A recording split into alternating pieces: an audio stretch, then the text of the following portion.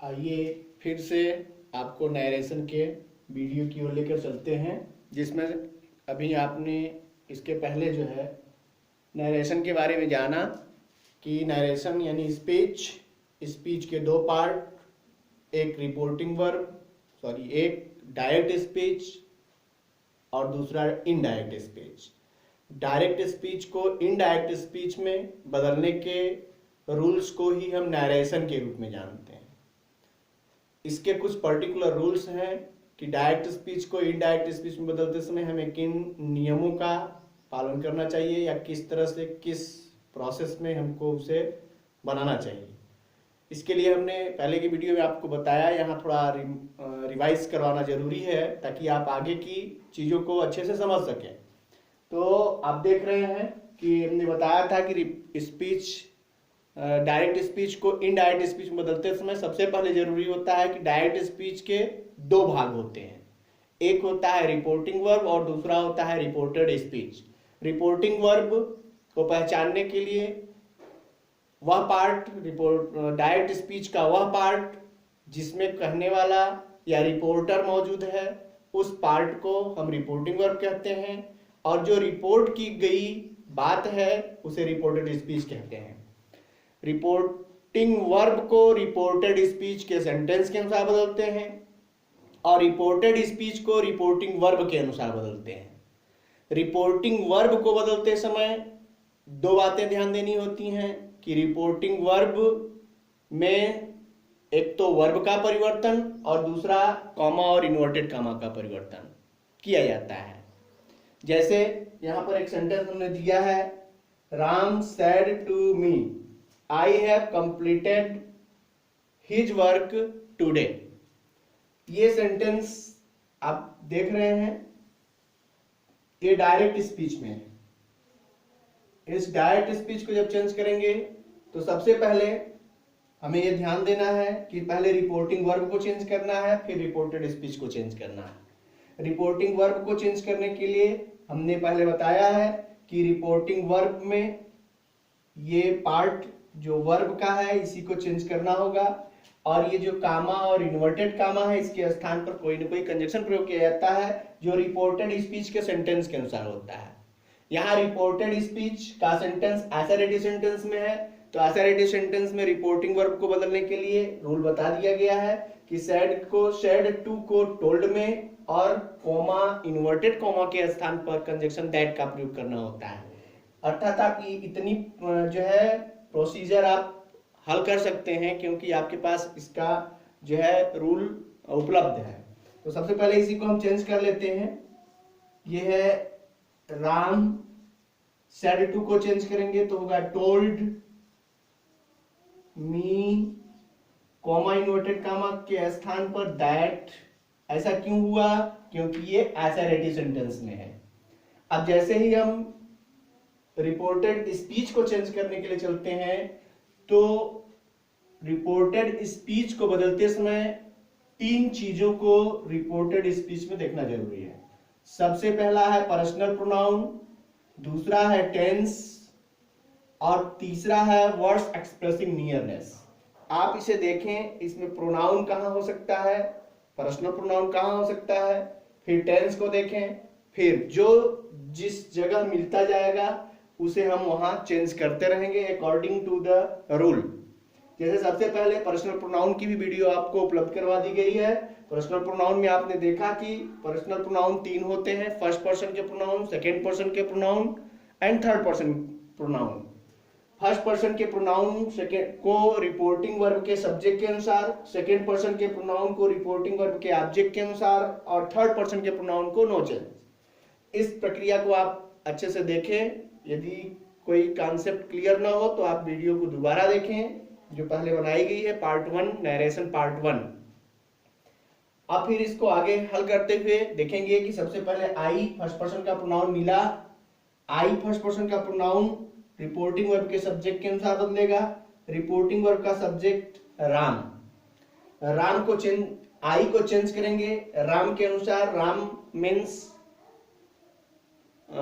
Singular number पुरुष। Singular number पुरुष के लिए आप प्रोनाउन लेंगे तो होगा ही, या सिंगुलर नंबर स्त्री होती तो वहां ही, यदि ये प्लूरल नंबर में पुरुष या स्त्री होता तो ये बदल जाता दे।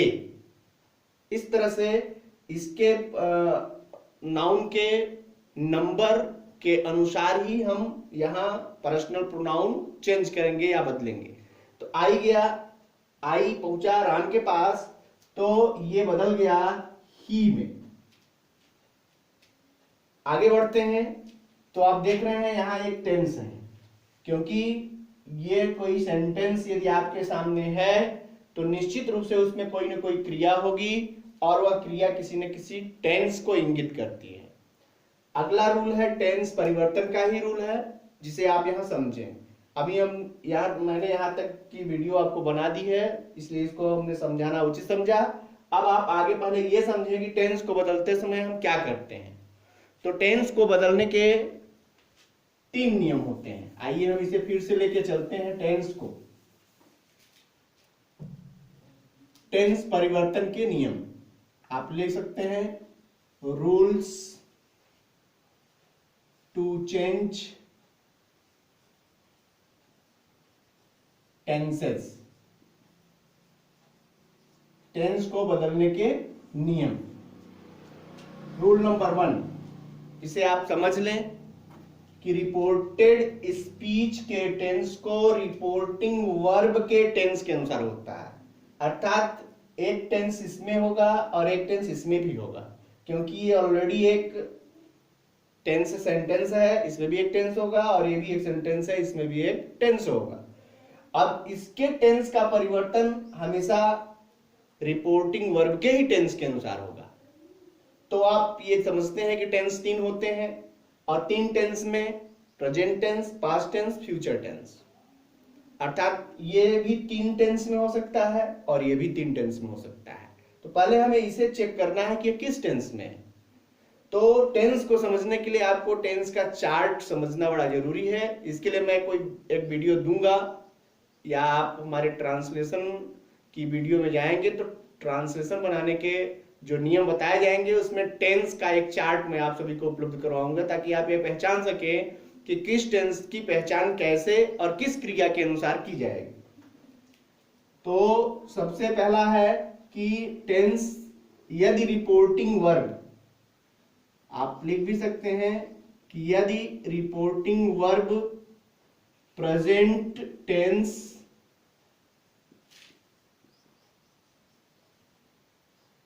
या फ्यूचर टेंस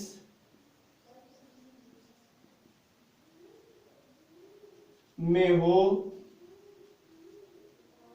तो रिपोर्टेड स्पीच का टेंस नहीं बदलेगा।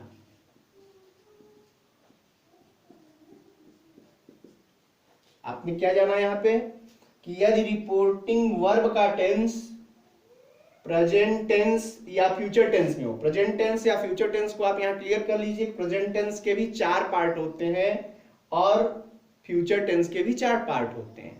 प्रेजेंट टेंस में present indefinite, present continuous, present perfect और present perfect continuous. Future tense में जाएंगे तो future indefinite, future continuous, future perfect और फ्यूचर परफेक्ट कंटीन्यूअस। अर्थात 4 इसके और 4 इसके, इन 8 टेंसेस में यदि रिपोर्टिंग वर्ब हो तो रिपोर्टेड स्पीच के टेंस को चेंज नहीं करना है। रूल नंबर 2 जो महत्वपूर्ण है कि यदि रिपोर्टिंग वर्ब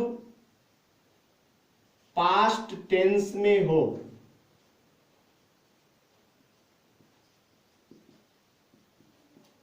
तो रिपोर्टेड स्पीच का टेंस भी पास्ट टेंस में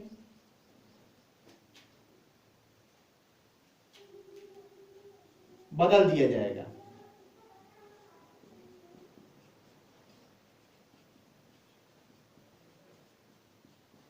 अब आप ये समझ सकते हैं कि यदि रिपोर्टिंग वर्ब पास्ट टेंस में हो तो पास्ट टेंस का मतलब past indefinite, past continuous, past perfect continuous tense. यदि ये पास्ट के किसी भी पार्ट में है तो रिपोर्टेड स्पीच का टेंस भी पास्ट टेंस में बदल दिया जाएगा।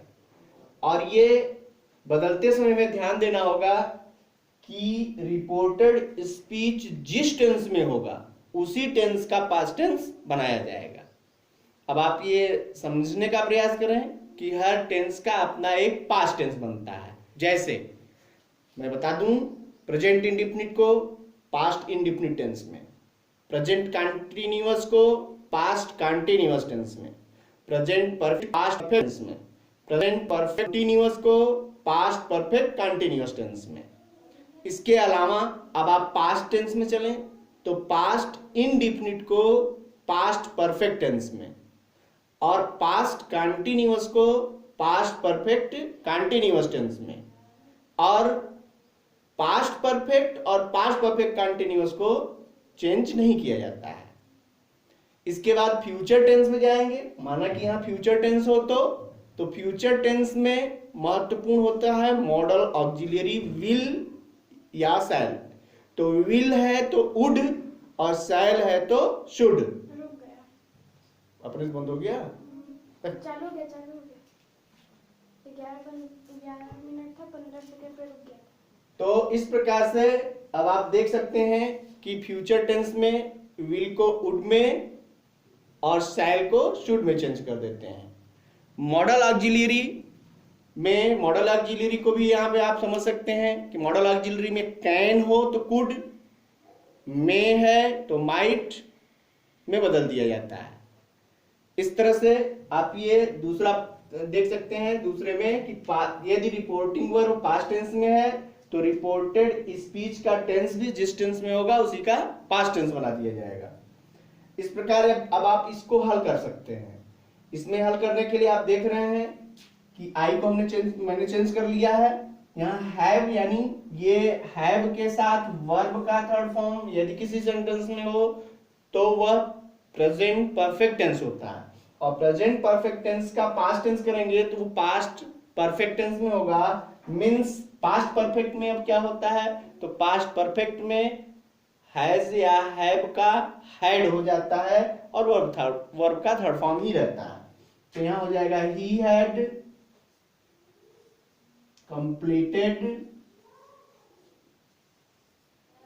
नेक्स्ट अगेन आ गया, यहां आप देखिए पर्सनल प्रोनाउन। पर्सनल प्रोनाउन का रूल आपको पता है। पर्सनल प्रोनाउन फर्स्ट पर्सन का प्रोनाउन रिपोर्टिंग वर्ब के सब्जेक्ट के अनुसार, सेकेंड पर्सन हो तो रिपोर्टिंग वर्ब के ऑब्जेक्ट के अनुसार, थर्ड पर्सन का प्रोनाउन है तो नो चेंज। हिज जो है वो थर्ड पर्सन का प्रोनाउन है इसलिए नो चेंज। यहां आप हिज डालेंगे, हिज। फिर वर्क, ये है टुडे। अब आप अगले रूल पर चलेंगे तो ये क्लियर हो जाएगा। अभी एक टेंस का एक रूल बचा है इसलिए अभी हम इसको छोड़ दे रहे हैं शब्द को, इसको अभी कंप्लीट किया जाएगा। यहां टेंस परिवर्तन में तीसरा and the most important rule आप सभी को समझने की जरूरत है।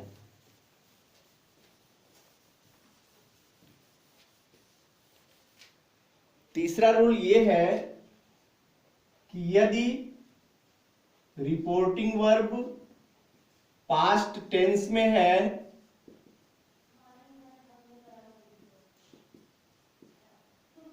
और रिपोर्टेड स्पीच में यूनिवर्सल ट्रूथ हो,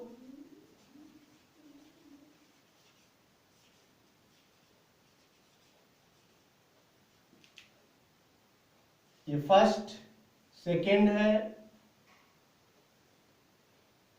हैबिचुअल एक्शन, आदत,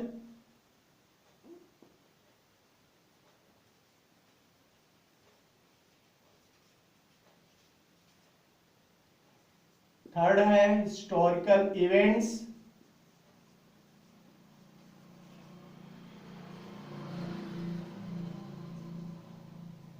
historical events, and fourth proverbs.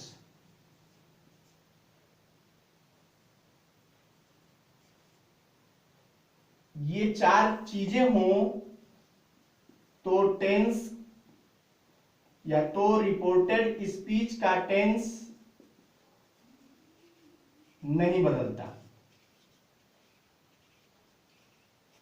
आपको समझने की जरूरत है कि यदि रिपोर्टिंग, इसको ध्यान से समझे, रिपोर्टिंग वर्ब पास्ट टेंस में है तो रिपोर्टेड, और रिपोर्टेड स्पीच में यूनिवर्सल ट्रूथ है, हैबिचुअल एक्शन है या हिस्टोरिकल इवेंट्स है, प्रोवर्ब्स है। यूनिवर्सल ट्रूथ का मतलब सदा सत्य रहने वाली बात, सूर्य पूर्व में निकलता है, पृथ्वी सूर्य के चारों ओर चक्कर लगाती है, लाइक दिस।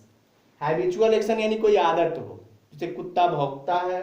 हिस्टोरिकल इवेंट्स यानी ऐतिहासिक घटनाएं जो घटित हो गई हैं, या प्रोवर्ब्स यानी कहावतें। इस टाइप के सेंटेंसेस यदि रिपोर्टेड स्पीच में हैं तो भले ही रिपोर्टिंग वर्ब पास्ट टेंस में है लेकिन इनके टेंस का परिवर्तन नहीं किया जाएगा। इस बात का भी आपको ध्यान देना होगा। अर्थात टेंस परिवर्तन के 3 नियमों को आपको ध्यान में रखना चाहिए।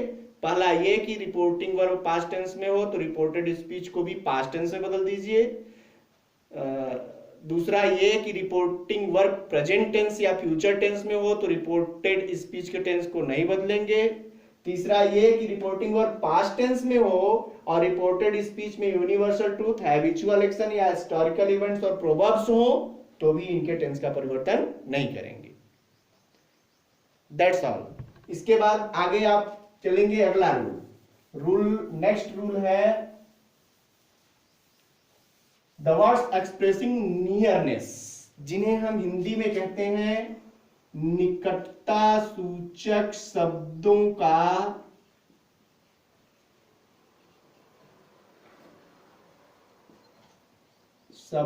का परिवर्तन।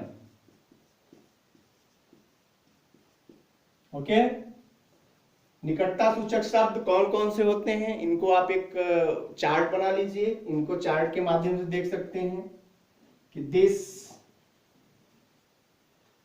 जो है ये निकटता सूचक शब्द है, इसको दैट पे बदलिए। दिस को दोज में, हियर को देयर में,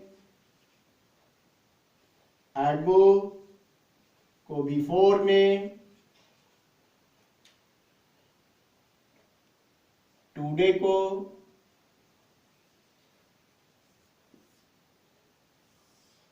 दैट डे में,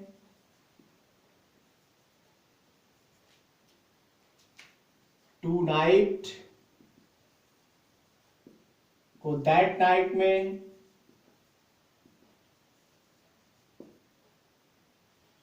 yesterday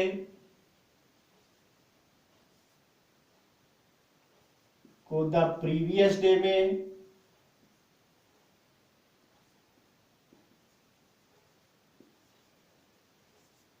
टुमारो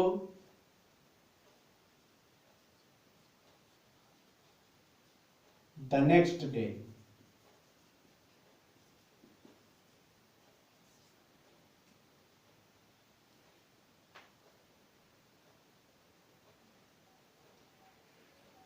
दिस को दैट में, दिस को दोज में, हियर को देयर में, एगो को बिफोर में, टुडे को दैट डे, टू नाइट को दैट नाइट, यस्टरडे को द प्रीवियस डे, टुमारो को द नेक्स्ट डे।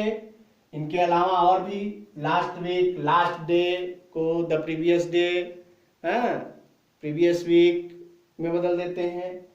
इसी तरह से जो भी निकटता सूचक शब्द होंगे इसका एक चार्ट आपके पास आपकी बुक्स में उपलब्ध मिलेगा। आप उनको और भी अच्छे से तैयार करें और उसके बाद चेंज करें। अब आइए हम इस सेंटेंस को कंप्लीट करते हैं। इस सेंटेंस में है बचा हुआ टुडे, बाकी सारी प्रोसीजर हो गई है। तो टुडे को, अब टुडे को आप देख सकते हैं, टुडे को दैट डे में चेंज करना है। आप इसको एक बार फिर से समझें। ये हुआ है आपका रिपोर्टिंग वर्ब, ये हो गया पूरा रिपोर्टेड स्पीच। रिपोर्टिंग वर्ब में 2 परिवर्तन, एक वर्ब का परिवर्तन, दूसरा कामा के स्थान पर कंजक्शन का प्रयोग। उसके बाद रिपोर्टेड स्पीच में जाएंगे तो तीन चीजों को चेंज करना। फर्स्ट है personal pronoun, second tense and third the words expressing nearness. तो रिपोर्टिंग वर्ब को बदलने के लिए ये सेंटेंस असर्टिव में है, इसलिए सेड टू को टोल्ड में, कामा इन्वर्टेड कामा को हटाया दैट में, तो हो गया Ram told me that. I personal pronoun था, फर्स्ट पर्सन का प्रोनाउन सब्जेक्ट के अनुसार, राम के अनुसार ही हो गया। यहाँ एक चीज है कि आप चाहें वैसे आपको इंडिकेट कर देना चाहिए कि ये आई के स्थान पर ही इसलिए आया है क्योंकि यहाँ राम सिंगुलर नंबर का मैस्कुलिन जेंडर है। तो यहाँ आप ब्रैकेट में राम लिख सकते हैं, बगल में आप जो है ही के बगल में ब्रैकेट लगा के राम लिख देंगे तो ये स्पष्ट होगा कि ये राम के अनुसार बदला गया है। तो Ram told me that he, अब टेंस बदला गया तो ये प्रेजेंट परफेक्ट था, ये पास्ट परफेक्ट में हो गया had completed. His third person का प्रोनाउन है, नो चेंज। वर्क टुडे को दैट टाइम, लाइक दिस। ऐसे ही आप एक्सरसाइज करेंगे और आप जो है इस तरह से असर्टिव सेंटेंस कंप्लीट होता है। अगली वीडियो में हम इंट्रोगेटिव से संबंधित रूल लेकर आएंगे और आप सभी को इंट्रोगेटिव का कॉन्सेप्ट क्लियर करेंगे। तब तक के लिए बेस्ट ऑफ लक।